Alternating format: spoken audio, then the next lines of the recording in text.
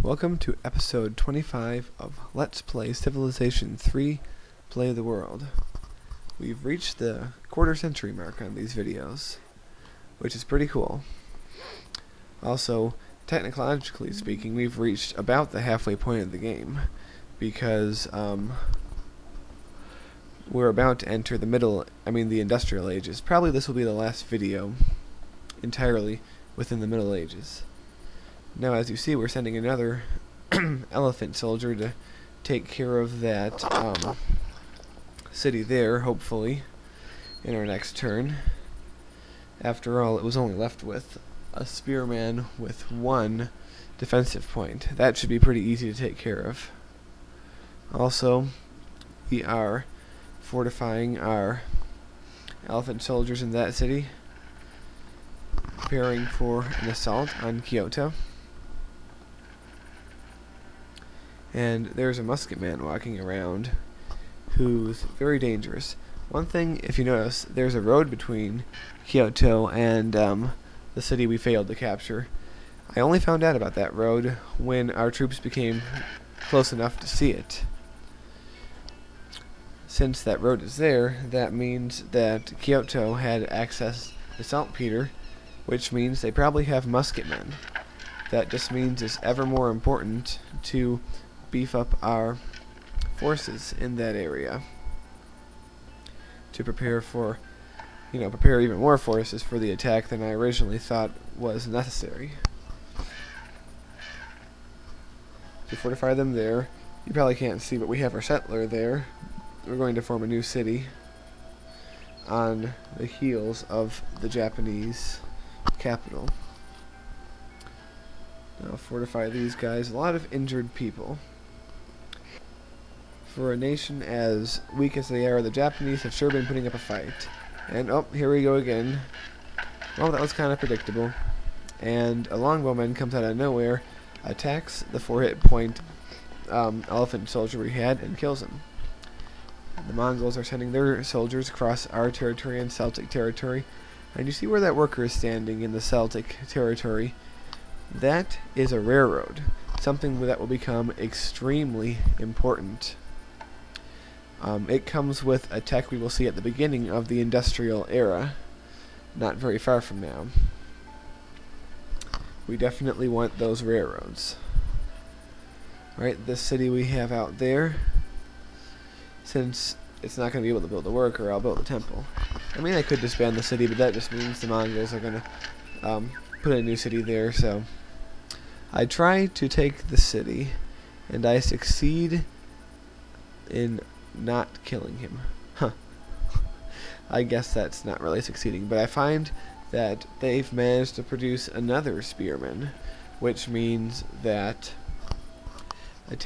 taking over that city is no longer a realistic possibility this turn.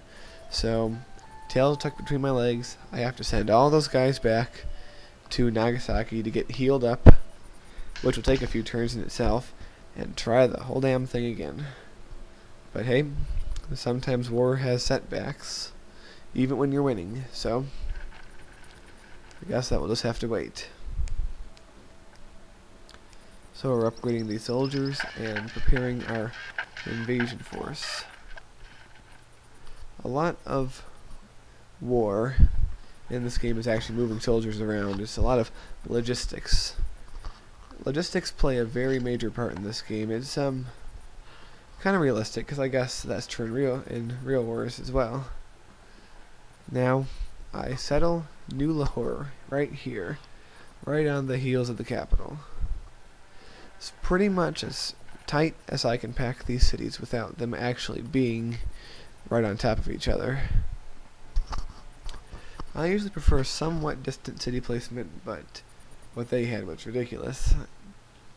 Besides, the further you go out from your capital, the more corruption there is, so it's probably a good idea to have that city there. Alright. Well, we have quite a force in that new city. The Germans want to talk to me. They probably want peace. But I'm not going to give it to them.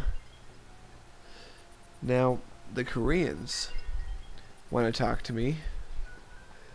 They want me to have a mutual protection pact, which means if someone attacks one of us, the other partner is contractually obligated to also declare war on that person.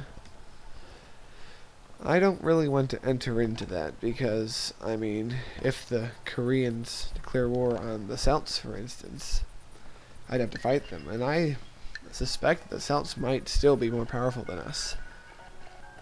So, as much as that will bring our two nations closer, I don't think it's a good idea at this time.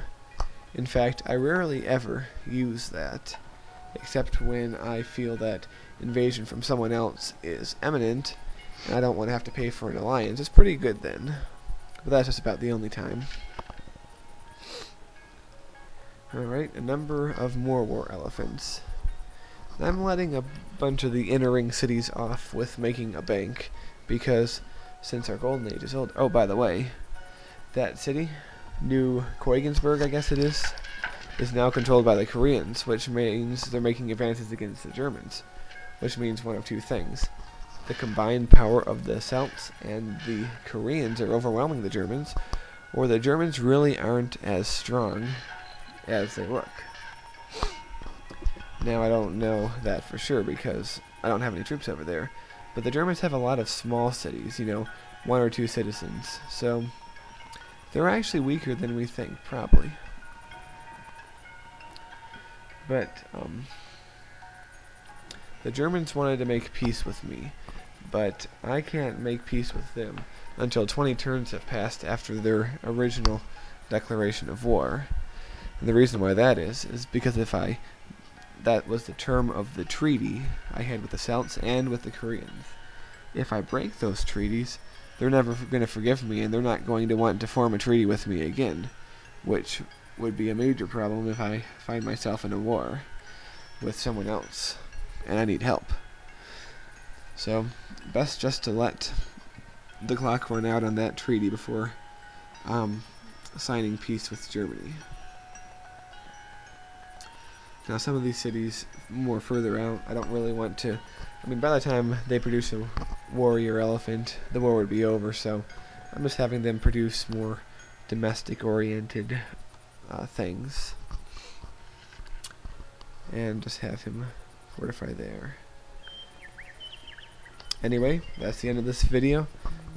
Oh, I wanted to show you the tech tree. As you can see, we have only one tech to go before the industrial ages. Well, see you in episode 26.